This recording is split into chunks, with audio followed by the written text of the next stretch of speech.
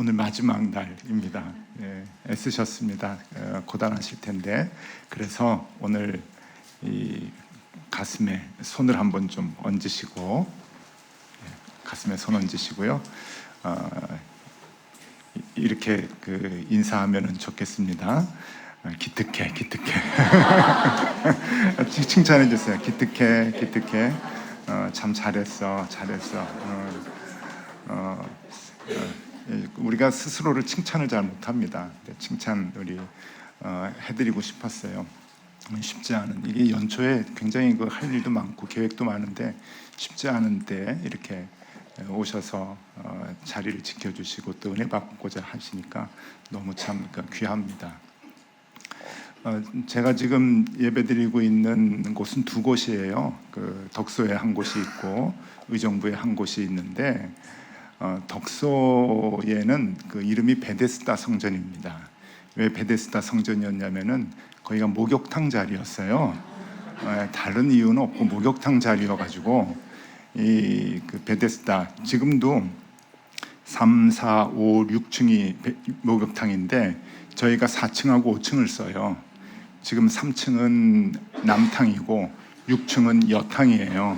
또 그 중간에 4층, 5층이 여탕에서 내려오고 남탕에서 올라가서 이제 휴게식으로 찜질방 같이 식혜도 먹고 그다음에 달걀도 먹고 이제 그러던 곳인데 천장고가 되게 높아요. 그러니까 2개 층을 터가지고 그렇게 이제 휴게층으로 썼는데 팬데믹 때 너무 안 되니까 이제 그 공간을 없애고 목욕탕만 지금 운영을 하고 있어요. 근데 우리가 거기 이제 들어갔는데 예배당이 한 150명 정도 이렇게 좌석이 있고 복도까지 하면 200명 조금 넘게 그렇게 이제 앉아서 예배를 드릴 수 있는데 천장이 높으니까 문희곤 목사님이 매일 오시면서 부러워하시는 거예요. 아이고 천장 높아서 좋다고. 그러니까 여기 푸른 홀이 이제 천장이 낮으니까. 그래서 이제 이름이 베데스다예요. 지금도 목욕탕이니까. 그래서 38년 된 병자가 베데스다 목가에서 예수님 만나서 이제 일어났잖아요. 그래서 우리 여기서 기도합시다. 그래서 우리 교인들이 모이면은 기도를 열심히 하고 기도하기가 참 좋아요. 근데 여기는 제가 봤을 때 여러분들은 뭐라고 여기를 생각하시는지 모르겠지만 제가 이렇게 오면서 보니까 여기는 2개의 이름이 어울릴 것 같아요. 하나는 카타콤. 동의하시는 것 같아요. 네. 카타콤 분위기가 조금 나요. 카타콤. 그다음에 또 하나는 다락방 분위기도 좀 나고. 그래서 이거 괜찮다. 천장이 꼭 높지 않아도 좋다 이게. 이제 그런 생각이 들어요. 그래서 카타콤 하면은 막 이렇게 뭔가 이렇게 아주 결기가 다져지는 그러한 신앙의 공동체 생각이 나고 그러는데. 노출 콘크리트 그대로 하고서 이렇게 인테리어를 하니까 이게 이제 다락방 같기도 하고 카타콤 같기도 하고. C.S. 루이스가 크리스찬들의 정체성에 대해서 뭐라 그랬냐면은 레지스탕스라 그랬어요.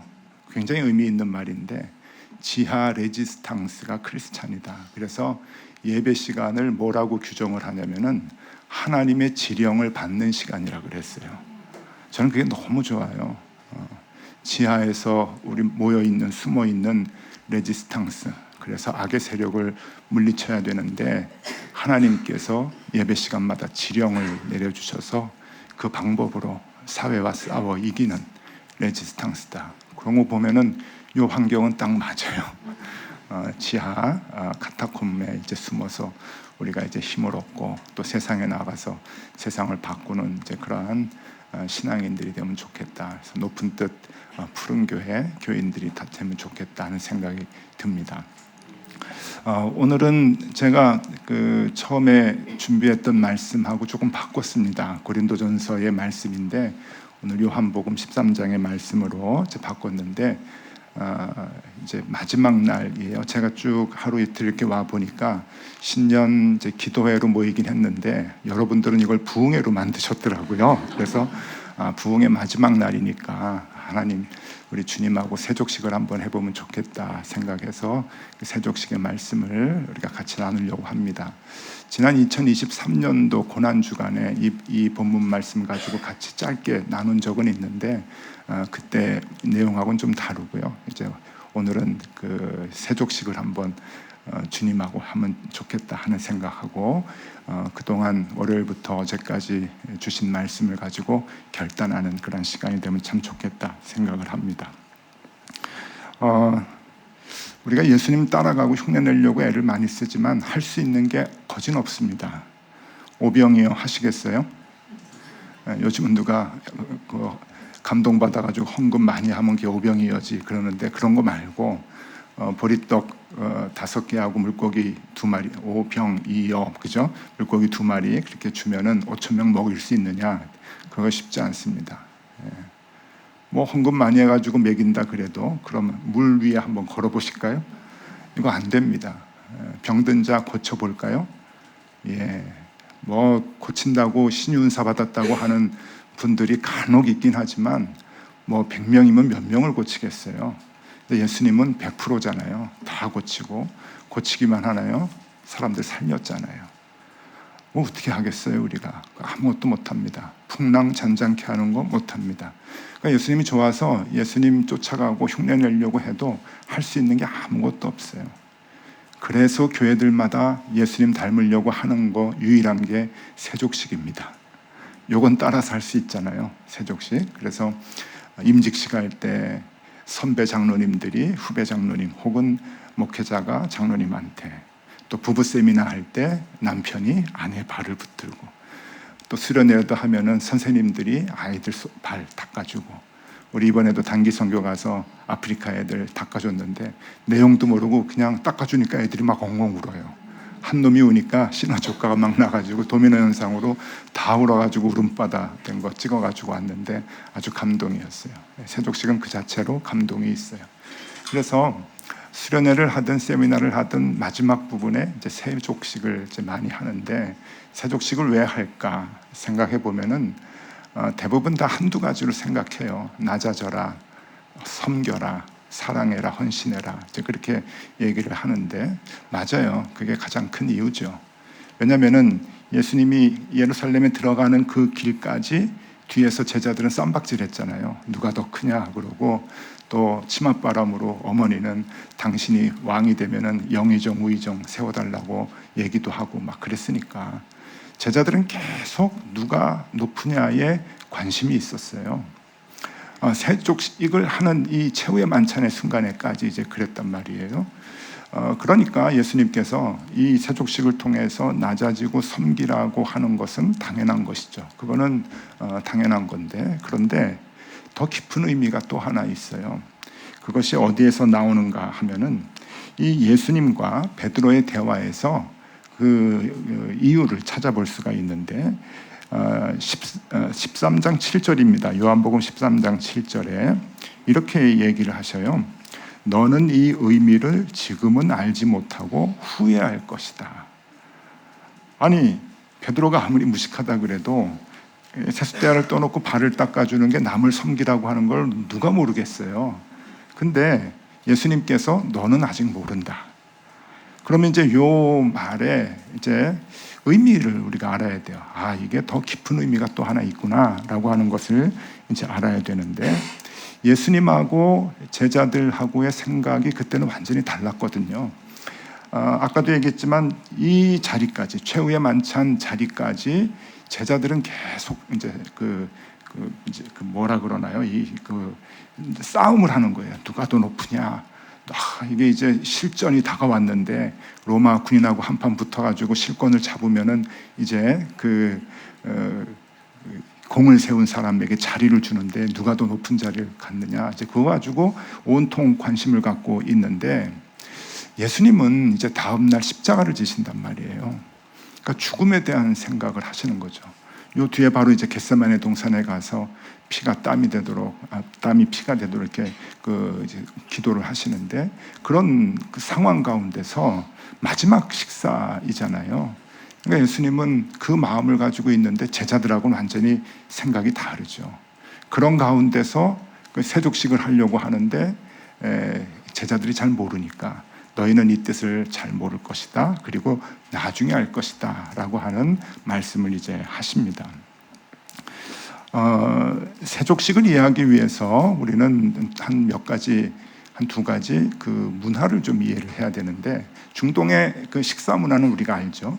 샌들을 신고 나갔다가 이제 들어오면은 샌들을 신는 신발이 다 이제 흙먼지가 이제 있는 거예요. 그러면은 종들이 문 밖에 있는 그 큰 항아리에 물이 있는데 거기서 이제 결례 의식을 하는 거죠. 발을 닦아주는 거예요.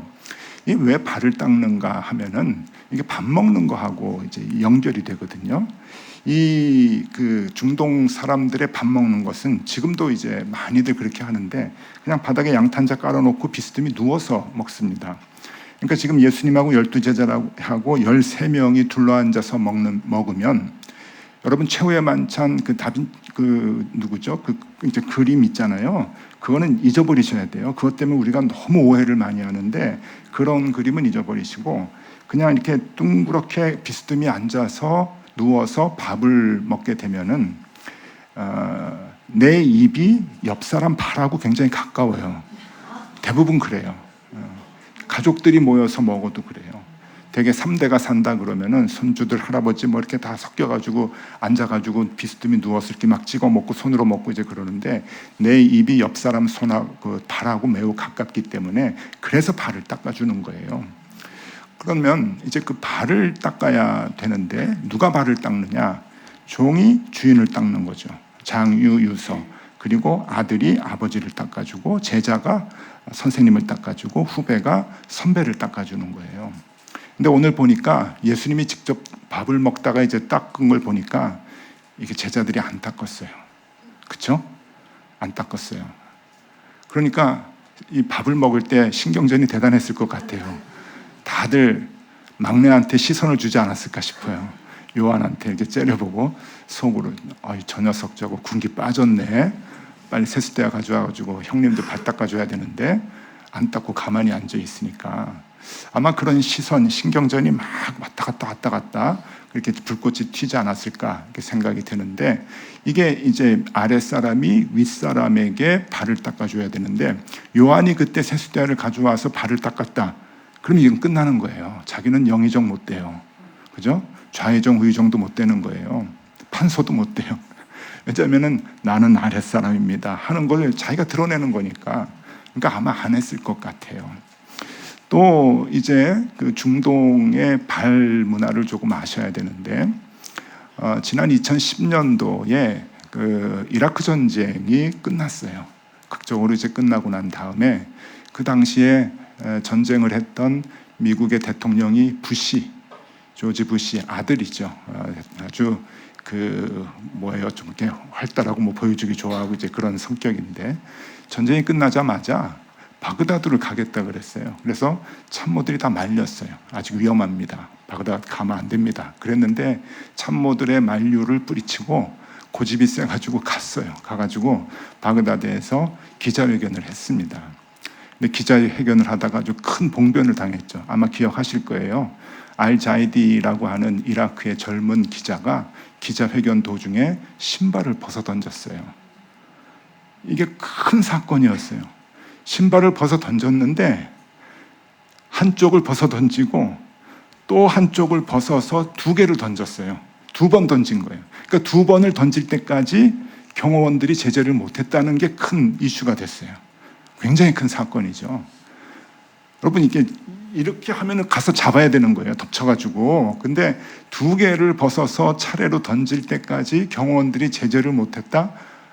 이거는 뭐 엄청난 사건이 지금 벌어졌는데, 근데 그 알자이디라고 하는 친구는 이rak 영웅이 됐죠. 몇 해 잠깐 깜빵에 들어갔다 나왔는데 국회의원이 되니 많이 그런 얘기도 있었으니까 국민적 영웅이 됐는데, 왜 신발을 벗어 던졌을까 하는 거예요. 여러분, 그때 미국 대통령에게 상해를 입히기 위해서는 여러 가지 무기가 있었습니다. 물론 이 대통령, 미국 대통령하고 기자회견을 한다니까 철저하게 보안 검색을 하겠죠. 무기를 못 가져가게. 그런데 여러분 아셔야 돼요. 기자들은 기본적으로 사람을 해칠 만한 무기가 있어요. 몇 가지 있어요. 첫 번째, 노트북. 요거 쇠입니다. 쇠. 아주 훈련만 좀 잘하면은 요거 비행 접시 확 던지면 뭐 공간이 요만했을 거 아니에요. 그러면은 웬만해서는 머리 깨지게 할 수 있어요. 노트북 있어요. 노트북 쇳덩어리입니다. 그 다음에 또 하나 카메라. 여러분 카메라 쇳덩어리예요. 줄까지 있어요. 이거 예. 해머라 그러네. 이거 연습해가지고 던지면 머리 깨집니다. 카메라 이거 보안에 안 걸리거든요. 다 가지고 들어가요. 그런데 왜 신발을 던졌을까? 또 있습니다. 결정적인 무기. 펜이 있어요. 펜. 이거 저 뒤에 있다가 요 정도 공간이니까 뒤에 있다가 갑자기 달려나가면 신발을 양쪽을 벗어서 차례로 던질 동안 경호원들이 제재를 안 한 상황이면은 이 빼쭉한 만년필 가지고 뛰어나가서 어딜 찔러도 찔렀을 거예요. 근데 그런 걸 안 하고 신발 맞아봐야 뭐 어디가 까지지 뭐 어떻게 깨지겠어요. 근데 그 신발을 던졌단 말이에요. 그런데 이 이라크 사람들은 열광을 했단 말이에요. 그게 이제 뭔가 하면 그쪽 문화예요. 문화. 신발에 대한 아주 독특한 문화가 있어요. 이라크뿐만이 아니고 중동 문화입니다. 신발을 벗는다라고 하는 것은 내가 당신의 통치를 받겠다라고 하는 표현이에요. 옛날부터 내려오는. 그러니까 내 주인 앞에서 신발을 벗는 게 그들의 의식이죠. 그러니까 이라크에 미국 대통령이 왔는데 신발을 벗어 던진 것은 너는 우리 주인 아니다. 지금부터 미국이 통치하겠다고 하는 거잖아요. 이라크가. 그거 안 된다라고 하는 상징적 의미죠. 출애굽기 3장에 보면은 하나님하고 모세의 만남이 나오잖아요. 만남이 나오는데 첫 만남에서 하나님이 불꽃으로 막 이렇게 타셨잖아요. 근데 모세가 이제 갑니다. 모세가 갔는데 하나님께서 모세에게 이제 한 가지 요구를 하시죠. 첫 요구가 뭡니까? 모세야, 내가 선 땅은 거룩한 땅이니 내가 신고 있는 신발을 벗어라. 그래요. 벗어라. 모세가 그때 신발을 벗습니다.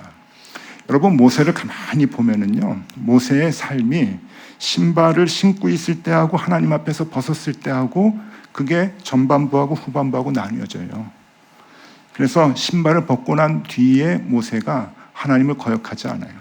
그렇게 백성들이 못되게 굴고 다시 애굽으로 돌아가자고 그러고 그렇게 해도 언제나 백성 편에서 하나님께 백성을 변호하지 않고 하나님 편에서 백성을 설득해요. 모세가 그렇게 살았어요. 여러분 모세의 신앙을 우습게 보시면 안 됩니다. 저는 모세 못 쫓아가요. 제 신앙은 40년 걸릴 길을 2주간에 주파해달라고 기도하는 신앙이에요. 대부분 우리 신앙이 그래요. 하나님은 그렇게 믿어요. 근데 모세는 2주간에 갈 수 있는 애굽에서 가나안 땅 2주간에 갈 수 있는 그 길을 하나님이 40년 돌렸어요. 사막을 광야로. 그거를 신뢰했어요. 그럼 말이 됩니까? 우리하고 신앙이 반대잖아요.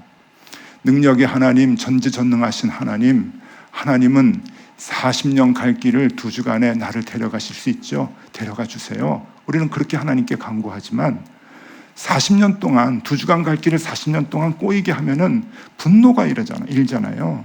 무슨 하나님이 이래? 하나님이 살아계시나? 그러는데 모세는 아무 얘기하지 않았어요. 뜻이 있겠지, 계획이 있겠지. 그 하나님을 신뢰합니다. 그러고서 자기만 신뢰하는 게 아니고 백성 앞에서 신뢰하라고. 우리 하나님 그런 분 아니라고 적극 변호했던 사람이 모세였잖아요. 대단한 분이에요. 왜? 그 시점이 어딘가 신발을 벗었어요. 그럼 뭡니까? 하나님 당신은 내 주인입니다. 나는 당신의 종입니다. 라고 하는 그 선언을 했기 때문이에요. 이 발과 신발이라고 하는 것은 그쪽 지역에서는 굉장히 독특해요. 의미가 굉장히 깊어요. 지금 그런 의미에서 여러분 오늘 이 말씀을 들여다봐야 됩니다. 예수님께서 제자들의 발을 닦아주시는데 이 베드로가 한 사람 한 사람 닦고 오다가 베드로가 탁 이제 막아요. 아유, 내 발은 못 닦으십니다. 제자다운 행동이긴 하지만 그 의미를 몰랐다는 거예요. 자, 그래서 요한복음 13장 6절에서부터 10절까지 베드로하고 예수님하고 대화가 나오는데 그 대화를 좀 정리를 해봤습니다. 모니터를 한번 좀 봐주시면은요. 베드로에게 예수님께서 시몬 베드로에게 그렇게 얘기를 하니까 발을 닦아주니까 베드로가 예수님께 이렇게 얘기합니다. 주여, 주께서 내 발을 씻으시나이까? 안 되죠. 선생님이 어떻게 제자의 발을 씻으십니까? 라고 얘기하는 거예요. 그때 7절에 예수님께서 뭐라 그러시냐면은 내가 하는 것을 내가 지금도 알지 못하나 후에는 알 것이다. 야, 나중에 알 거야. 너 지금 모르고 있는데 나중에 알아. 그러니까 베드로가 8절에서 뭐라 하냐면은 내 발을 절대 씻지 못하시리이다. 예수께서 뭐라고 얘기합니까? 내가 너를 씻어주지 않으면 내가 나와 상관이 없느니라. 시몬 베드로가 이르되 주여, 내 발뿐 아니라 손과 머리도 씻어주옵소서. 예수님 마지막으로 얘기하시죠. 이미 목욕한 자는 발밖에 씻을 필요가 없느니라. 지금 둘이 핀트가 안 맞아요. 엉뚱한 대화를 지금 하는 거예요. 생각이 다른 거에 있으니까 이게 무슨 얘기를 하는지 이제 그 베드로는 모르는 거예요. 예수님은 알고 지금 나라시지만 베드로는 전혀 예수님 마음을 모르고 그냥 자기 생각대로 그냥 얘기를 하는데 대화가 희한하게 진행이 돼요. 자, 베드로는 뭐를 몰랐을까요? 지금 예수님께서 베드로의 발을 닦아주시는데 안 됩니다. 야, 이거 너 발 닦아주지 않으면 나하고 상관이 없어. 목욕시켜주세요.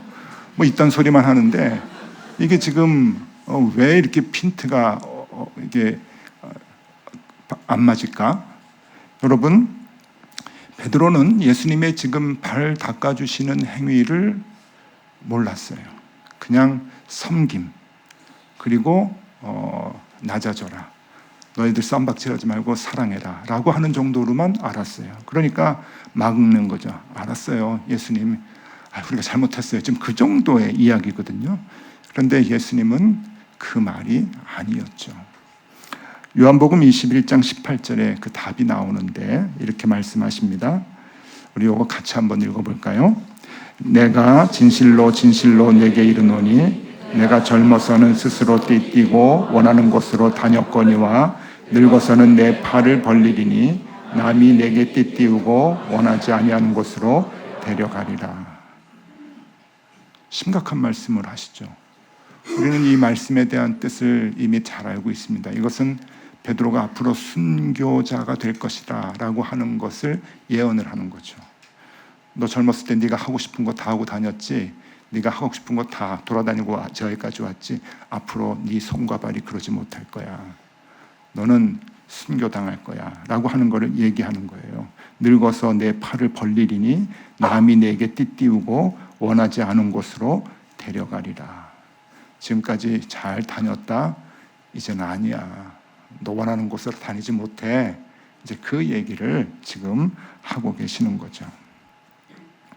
순교의 자리로 가게 될 제자를 알고 계셨어요.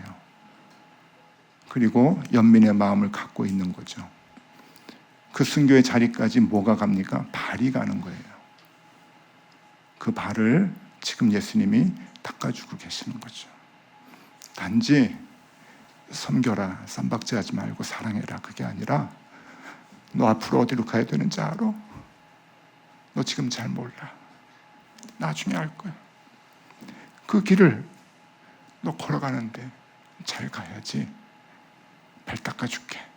그리고서 예수님이 돌아가시기 전날 제자들에게 발을 닦아주고 계셔요. 끝까지 잘 갈 수 있도록, 실족하지 않고 넘어지지 않도록. 굉장히 힘든 길이거든요. 무서운 길입니다. 외로운 길이죠. 그 발을 예수님께서 지금 닦아주고 계시는 거죠. 내가 같이 갈게. 그런 의미예요. 제가 그림 좋아한다 그랬는데 우리 교인들한테 설교할 때 그림 자주 보여줍니다. 오늘도 그림 하나 보여드릴게요. 제가 제일 좋아하는 그림 중에 하나인데 지거 쾌더 신부님이에요. 2015년에 작고하신 분인데 독일의 신부님인데 이분의 꿈은 성경의 모든 에피소드를 다 화폭에 담는 거예요. 근데 다 담지 못하고 돌아가셨어요. 근데 저분의 붓터치가 늘 저래요. 그림이 귀여워요. 근데 메시지가 강렬해요. 그 중에서도 제가 베드로의 발을 닦아주시는 예수님 그림을 무척 좋아하는데 왜 그런가 하면은요, 여러분 성경에 있는 에피소드를 보면은 대부분 역사적으로 세계적으로 유명했던 화가들은 다 그 에피소드를 한 번씩 다 그려요. 그러니까 인터넷 찾아보시면 베드로의 발을 닦아주시는 예수님 찾아보면 모든 화가들이 다 그림을 그리고 있어요. 그런데 모든 화가들이 다 이 깊은 뜻을 알고 그리지는 않더라고요. 근데 이 지거 쾌더 이 신부님이 이 의미를 이제 알고 그리신 것 같아가지고 이 그림이 저는 너무 좋은 거예요. 자, 저 그림의 가장 중요한 포인트가 뭔가 하면은 예수님과 베드로의 모습 같지만 그 위에 있는 베드로 머리 위에 있는 성찬이에요. 성찬. 저게 그 최후의 만찬에서 떡을 떼고 피를 나누고 했던 그 성찬을 상징하는 건데 예수님의 피의 잔이 있고 떡이 있어요. 떡이 있는데 떡을 가만히 보세요. 이게 조금 모니터가 작아서 잘 안 보이시겠지만 나중에 한번 보셔도 돼요. 잘 이렇게 보시면은 저 떡에 십자가가 있어요. 십자가가 선명하게 그려져 있어요. 예수님의 몸이 십자가에 이제 못 박히신다라고 하는 게 이제 들어가 있습니다. 베드로의 순서가 와가지고 대야에다가 베드로의 발을 놓고 닦으려고 할 때 지금 베드로가 아유 이러시면 안 돼요. 선생님 이러면 안 됩니다. 그러고 선생님의 어깨에 손을 대고 이제 밀치는 광경인데 베드로가 당혹스러워하는 이제 표정을 짓고 역시 수제자다워요. 그런 거는. 근데 여러분 예수님의 얼굴이 보이십니까? 보이시죠? 세숫대야에 비춰진 예수님의 얼굴이 보이십니다. 예수님의 얼굴은 그렇게 해피하지 않아요. 뭔가 큰 슬픔에 그리고 이 제자가 이제 이 발이 순교의 길로 가야 되는데 하는 것을 아시고 연민의 마음을 갖고 발을 닦아주셔요. 그런데 잘 보면 여기서 지거 쾌더 이 그 신부님의 그림에 이제 백미가 나오는데 이 베드로의 발과 예수님의 얼굴이 겹치면서 거기 십자가가 있어요. 그 십자가의 모양이 성찬의 떡의 십자가와 똑같아요. 그게 그대로 내려와 있는 거예요. 그러니까 이게 뭘 뜻하는 것인가 하면은 예수님도 이제 십자가에 못 박혀 죽지만 베드로의 발이 그 십자가의 길까지 갈 거다라고 하는 것을 의미하면서 그림을 그리시는 거죠. 예수님도 울고 베드로도 놀라서 예수님을 밀치고 있는 그러한 그림입니다. 아주 정확하게 이 그림을 해석을 해주고 있죠. 세족식은 여러분, 주님의 세족식은 전투에 나가는 군사에게 주는 출정식입니다. 세상과 싸우러 나가는 어린 양들에게 내가 너와 함께 할 것이다 라고 하는 용기를 주는 의식입니다. 주님이 우리 발걸음을 붙들어 주겠다고 하는 약속의 행위이십니다. 외로운 싸움에 주님이 나의 발을 붙잡고 계시겠다고 하는 동행의 의미이죠. 그냥 쌈박질하지 말아라, 서로 섬겨라 아닙니다. 그 이상의 깊은 뜻이 있어요. 내가 너 발 붙잡아 줄게.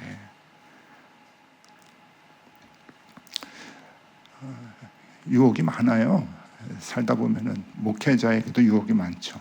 근데 그 유혹을 받을 때마다 하나님께서 이 발을 붙잡고 계시겠다라고 하는 건데, 저는 중학교 고등학교 때 신앙이 이게 완성은 아니고 이렇게 딱 견고하게 잡혀졌어요. 아까도 우리 목사님 찬양하는데 나 중학교 때 불렀던 거 찬양하네요. 나를 사랑하는 주, 그 영가 이제 그 개사해가지고 한 건데 제가 중학교 중등부 들어가서 부른 거예요. 50년 전 노래예요. 어떻게 이걸 아는지 모르겠어요. 그래서 내가 중학교 고등학교 때 신앙생활 열심히 해가지고 그거 찾아서 선곡을 하셨나 할 정도로 은혜를 많이 받았어요. 결정적인 순간이 이제 고등부 때였는데, 고등부 때 고등부 선생님들이 계시잖아요. 분반 공부 가르치는 선생님이 계시는데 우리 고등부 동기들이 한 30명 됐어요. 30명 되니까 한 학년에 선생님들이 한 5분 정도, 그러니까 5명, 6명 정도를 한 반으로 해가지고 분반 공부를 했는데 한 5분, 6분 선생님이 계시는데 전체적으로는 20명이 이제 넘는 거죠. 고등부 선생님이.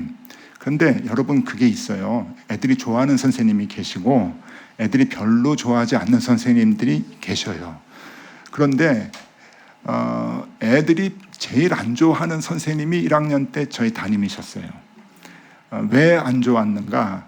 그거는 나이가 많으셨어요. 제일 나이가 많으셨을 뿐만이 아니고 우리 동기 여학생이 있었거든요. 동기 여학생이 있는데 그 여학생의 아버지였어요. 그러니까 불편해요. 사윗감 찾으려고 하는 것 같기도 하고. 근데 이제 그 배경이 어떻게 불편한가 하면은 그때는 집사님이셨어요. 그 집사님이 교회를 안 나오셨어요. 사업을 크게 하셔가지고 제가 다니던 교회에서 거진 제일 부자셨어요. 그러니까 교회는 안 나오시고 부인 집사님하고 오빠가 있고 제 동기 이제 여자 친구가 있는데 자가용으로, 그 당시 자가용이 어디 있어요? 교인 중에 한두 명 있는 데인데 자가용으로 교회 앞까지 쫙 와가지고 내려주고 예배드리고 밖에 이렇게 계시다가 차 타면 또 쓱 하고. 집에 한번 가봤더니 뭐 엄청난 그 부자예요. 그런데 그 분이 사업이 갑자기 쫄딱 망하셨어요. 그래가지고 여러분 그런 표현 있죠. 길거리에 나 앉았다. 정말 옛날엔 그런 집들이 많았어요. 그래서 길거리에 나 앉아가지고 아주 뭐 반지하 그 집에 이제 새 들고 있던 그런 때가 이제 있었는데 그때 이 아버지가 변했어요. 복음이 확 들어가가지고 정말 굉장히 힘들었을 때 그때 교회 나와서 은혜 받고 그리고 봉사를 하면서 교사를 하신 거예요. 그래서 제일 먼저 하신 게 고등부. 그러니까 고등부에서 이제 그러면 애들 제일 낮은 1학년 해가지고 1학년을 했는데 그 해에 제가 이제 그분이 담임이 되신 거예요. 그러니까 이분은 교사를 해본 적이 없어요. 그러니까 그냥 배운 대로 하시는 거예요. 교환, 이게 이제 한 40분 분반 공부를 했는데 한 10분 정도 뭐 출석 부르고 어떻게 살았는가 뭐 인사 그 기도 뭐 어땠는가 하고 한 20분은 이제 그 성경 공부 이제 그 교환 써가지고 준비해가지고 이제 하고 그 다음에 10분 뭐 15분은 뭐 기도 제목 나누고 뭐 당부에 얘기하고 그러고 이제 끝나는데 여러분 40분 다 하는 선생님 없어요. 우리 선생님만 40분 교환을 다 있습니다까지 점까지 찍고 와가지고 돋보기 쓰시고 이렇게 하는 거예요. 그 옛날엔 다 장의자였잖아요. 예배당이 장의자 그 예배당에서 고등부 예배를 드렸는데 선생님은 이렇게 둘러 앉아 돌아서 서가지고 앞에 5명, 6명 이렇게 쭉 앉아 있으면은 장의자에서 이렇게 가르치시는데 여러분 장의자 경험이 있는 분 아시겠지만 뒤로 돌아서 서 있는 거 힘듭니다. 그래서 꾸부정 해가지고 앞에 그 이제 등받이에 손을 대고 이렇게 하시면은 이 바로 앞에 이제 애들 얼굴이 있는 거예요. 근데 이분은 아이 컨택 없어요. 아이 컨택 뭐 교육학 그런 거 배운 적이 없습니다. 아이 컨택 없고 그냥 교환을 쓴 대로 읽으시는데 이게 침이 막 튀는 거예요. 근데 이게 이제 40분을 가니까 반 애들은 다른 애들은 다 가는 거예요. 30분 되면 가고 뭐 이제 가면 막 우린 간다 그러면 우리는 이제 애들 보고 있죠. 선생님은 교환 보고 있고 계속 읽으시고. 그래서 1년 이제 끝날 때쯤 돼가지고 애들이 그래 2학년 때는 이제 그 다른 선생님이 오니까 좋겠다 생각했는데 갑자기 그 12월 달에 선생님이 하시는 얘기가 야 좋은 소식이 있다 그래요. 뭐예요? 그랬더니 나도 2학년 올라갈 거야. 하늘이 무너지진 않았어요 그때는. 왜냐하면 확률이라는 게 있잖아요. 2학년 올라가셔도 5분의 1, 6분의 1이니까. 그래서 이제 반 발표를 하는데 그 선생님이 저 반을 또 맡았어요. 그때는 무너지는 것 같았죠. 근데 아세요? 3학년 때도 맡으셨어요. 그래서 그 선생님이 3년 하셨어요. 3년.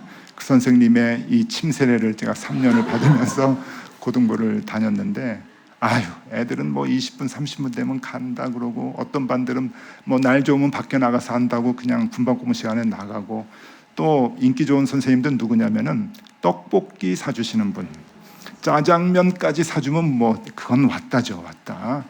그러면 이제 애들이 놀리면서 가는 거예요. 이제 우리 간다는 거죠. 그럼 이제 우리가 끝나야 다 끝나는 거니까. 근데 매주 이제 그러는데, 하루는 우리가 선생님 안 보고 딴 애들 나가는 거 보고 부러워하고 하니까 선생님이 교환을 가지고 이렇게 가르치시다가 이렇게 보신 거예요, 우리를. 그러고서는 이렇게 보신 거죠. 애들이 이러고 가는 거를. 선생님이 교환을 내려놓으시더라고요. 그러면서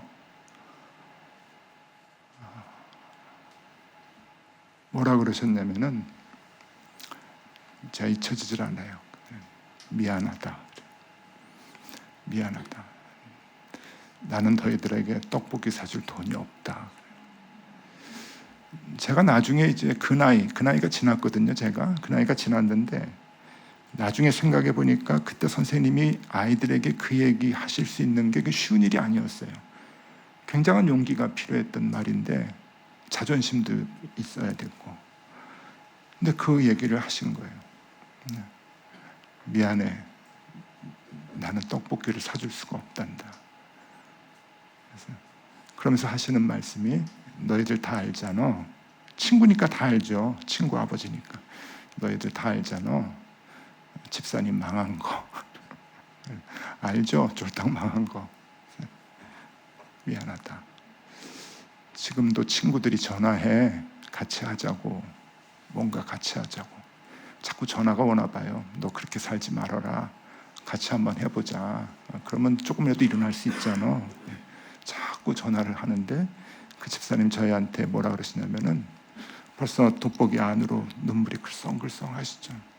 뭐라 그러시냐면은, 그런데 나 가기 싫어. 가면 할 수 있을 것 같아.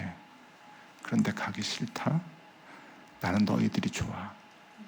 예수님이 좋아. 거기 가면 또 주일날 교회 못 나와. 술도 마셔야 되고 거짓말도 해야 되고. 나 이제 그렇게 안 살아. 너희하고 말씀 보고 살게.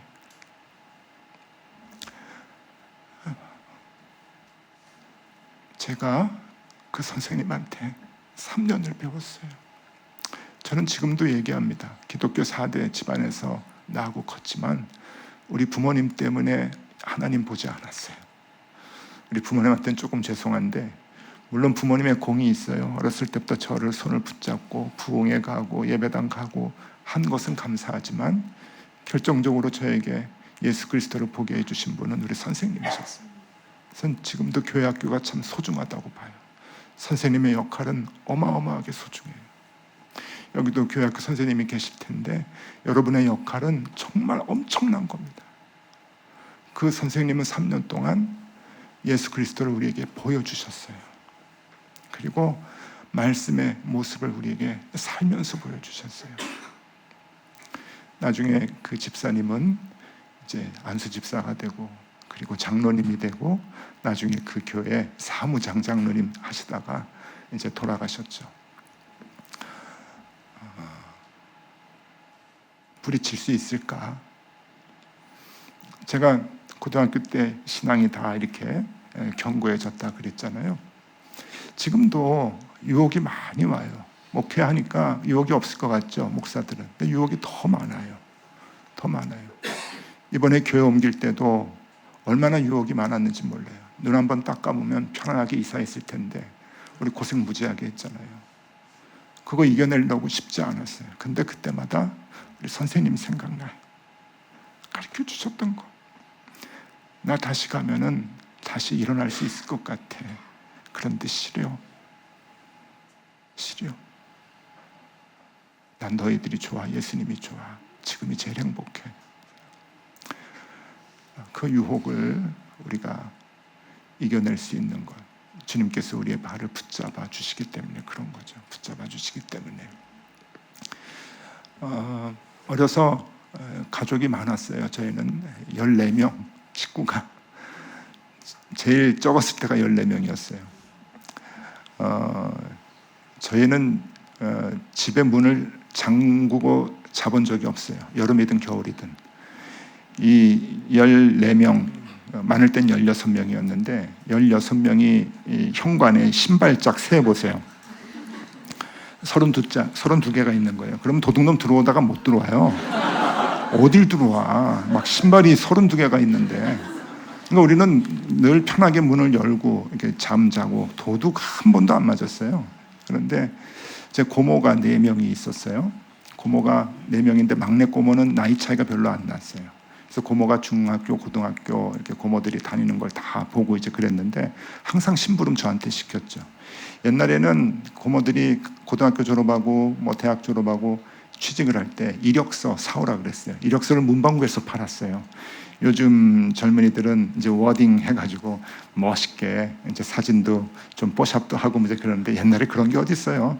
문방구에 가면은 전국 통일된 이제 이력서를 사다가 펜 글씨를 써야 돼요. 그리고 사진은 파플로 꽉 붙이고 이제 보내고 그랬는데 더 오래전에 더 옛날에는 제가 이제 문방구 집이어서 잘 알아요. 더 옛날에는 그 이력서라고 하는 것도 다 한자로 썼어요. 한자 양식 자체가 이력서예요. 본적, 현주소 이런 게 다 이제 이력서인데 그래서 이력서라고 하는 한자를 꽤 어려서부터 이제 알았죠. 여러분 이력서 한자 좀 보여드릴게요. 굉장히 고약해요. 한번 보세요. 예. 요거 이제 내리고 다시 써보라고 못 써요. 뚫어지게 보세요. 예. 역사할 때 역자는 좀 익숙하죠. 우리가 좀 배웠으니까. 그리고 서신 서자 이것도 뭐 쓰라면 쓰죠. 근데 요 이자 요 고약해요. 이자 듣도 보도 못한 글자인데 요 이자는 무슨 이자일까요? 요게 신발 이자예요. 신발. 여러분들 신고 계시는 신발. 그러니까 이력서라고 하는 이 그 제목이 이름 붙인 게 기가 막힌 거예요. 이게 뭔가 하면은 네가 신고 돌아다녔던 족적을 쓰라는 거예요. 지금 여기 앉아 있는데 지금 어디를 돌아다니다가 네 신발이 어디를 돌아다니다가 네 신발이 여기까지 왔는지 그 돌아다닌 거 써라 하는 게 이력서죠. 그러니까 이거 이름은 보통 이름이 아니에요. 정말 잘 이렇게 붙인 이름이에요. 여러분들 신발은 어디를 돌아다니다가 여기까지 오셨을까요? 신앙생활하면서 생각해 보니까 하나님은 거기에 대해서 관심이 없으신 것 같아요. 별로 관심이 없으신 것 같아요. 죄의 길로 돌아다녔든 가서는 안 될 길로 갔든 하나님은 그걸 기억하고 책망하시는 분은 아니신 것 같아요. 하나님의 관심은 이 신발이 지금부터 어디로 갈 거냐. 거기에 하나님은 관심이 많으셔요. 여러분의 신발이 앞으로 어디로 갈 것 같아요? 여러분들의 발이 어느 길로 갈 것 같습니까? 분명히 아셔야 돼요. 우리가 원하는 길로는 안 갑니다. 이게 복음이에요. 여러분들이 원하는 길로는 절대로 안 갑니다. 여러분이 원하는 길이 주님이 원하는 길하고 일치가 되면 갈 수 있지만 주님이 원하시는 길로 여러분 발이 가기를 주님은 원하셔요. 그건 십자가의 길이죠. 첫날, 둘째 날, 셋째 날, 어제까지 우리에게 도전을 줬던 그 삶을 살아가는 거예요. 그게 순교의 길이에요. 그게 좁은 길이고 그게 십자가의 길이죠. 그래서 그게 힘드니까 주님이 여러분들의 발을 닦아주시는 거예요. 제자들의 발을 닦아주시고 힘내라. 내가 옆에 있을게. 내가 동행할게. 내가 쓰러지면 이렇게 세워줄게. 그러니 같이 가자. 너 지금은 모르지. 나중에 알게 될 거야. 여러분 오늘 마지막 날인데 가십시다. 가십시다. 높은 뜻, 그 길 가는 거잖아요. 이번 한 주간 집회를 하는데 교회들, 목회자들 일탈의 소식이 들려가지고 멘붕이 왔어요. 멘붕. 우리에게도 닥칠 수 있죠, 그런 유혹들. 근데 가야죠. 이겨내야죠. 우리가 그런 마음을 갖고 헌신을 하면서 이제 마지막 주님과 함께 같이 세족식을 하면 좋겠습니다. 그래서 세족식 하려고 그래요. 지금부터 여러분, 이제 제가 그래도 좀 여러분 저를 좀 신뢰해 주시죠? 신뢰 못 하시는 거 아니에요? 신뢰해 주시는 거죠? 제가 그래도 높은 뜻 푸른 교회 뭐 부목사는 아니어도 협동 목사 정도는 되지 않나요? 그러니까 저도 여기 지분이 좀 있어요. 저도 이렇게 신뢰 관계는 있는데 제가 지금 조금 그 무리한 부탁을 좀 드려도 여러분 같이 좀 들어주시면 좋겠습니다. 지금 세족식을 하려고 그래요. 물 없는 세족식을. 일단 여러분 눈을 좀 감아주세요. 고개를 숙이고 눈을 감고 이제 세족식 참여를 하는데 정말 죄송합니다. 이런 부탁을 드려서 신발을 벗어주세요.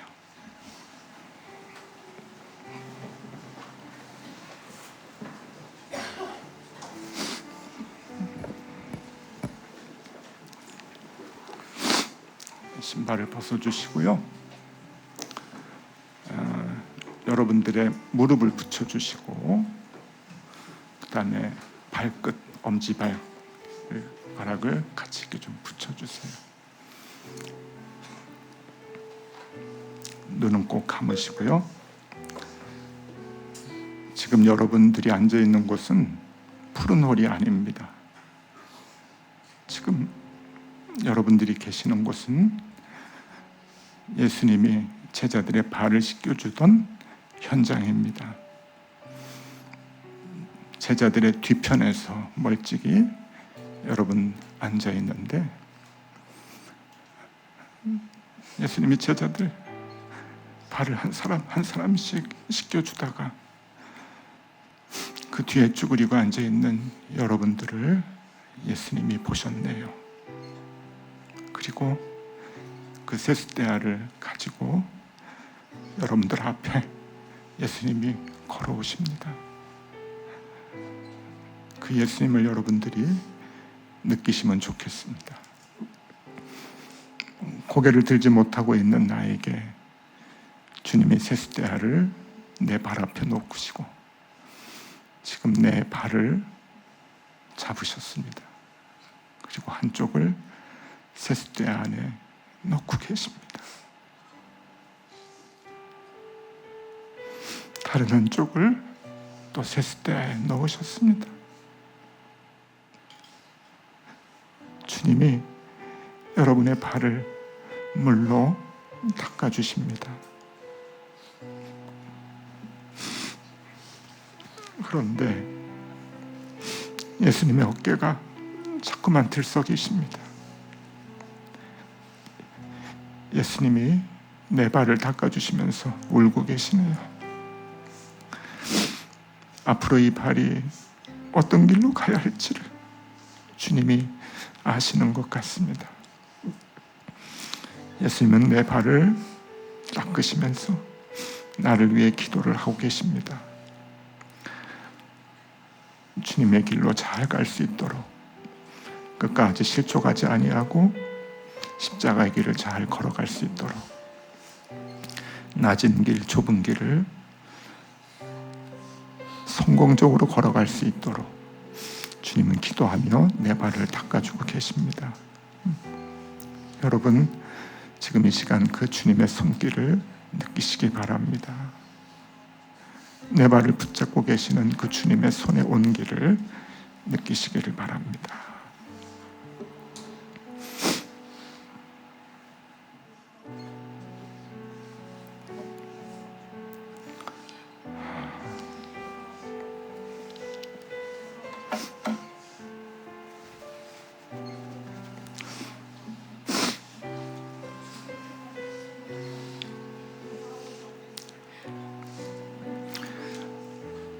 주님, 지난 3일 동안, 아니 5일 동안 우리를 지켜주신 것 감사합니다. 시간 주님의 말씀이 좋아 이 시간까지 참여했습니다. 주님께 우리의 사랑의 마음을 드렸습니다. 높은 뜻 푸른 교회 모든 성도님들을 주님 축복하여 주시옵소서. 주님께 드리는 언제나 주님을 향한 우리의 사랑의 마음이 식지 않도록 도와주시옵소서. 그러나 주님, 오늘 이 밤에는 그 사랑을 뛰어넘어 헌신의 마음을 담게 하여 주시옵소서. 우리 높은 뜻 푸른 교회 교우들이 가는 인생의 여정에 주님께서 이 발을 꽉 붙잡아 주시고 가는 곳마다 이분들을 통하여 추수의 열매가 많이 맺히게 하여 주시옵소서. 그래서 아브라함에게 주셨던 그 약속, 복의 근원이 되는 삶을 모두가 다 살아갈 수 있도록 인도하여 주시옵소서. 주님, 올 한 해를 주님께 의탁합니다. 내 발이 나의 욕심을 따라가지 않게 하여 주시고 주님의 기대와 소망을 쫓아가며 살게 하여 주시옵소서. 나의 욕심과 주님의 계획이 충돌할 때마다 나의 발은 언제나 주님 쪽으로 향하게 하여 주시옵소서. 그 믿음의 길을 가는 동안 외롭고 힘들고 어려울 때마다 내 발을 붙잡고 계시는 주님의 강한 손길을 늘 느끼게 하여 주시옵소서. 오 주님, 높은 뜻 푸른 교회 모든 성도님들 올 한 해의 삶을 주님이 붙잡아 주시옵소서. 동행하여 주시옵소서. 승리하게 하여 주시옵소서. 추수와 열매가 많아지게 하여 주시옵소서. 예수 그리스도 이름으로 기도드리옵나이다. 아멘.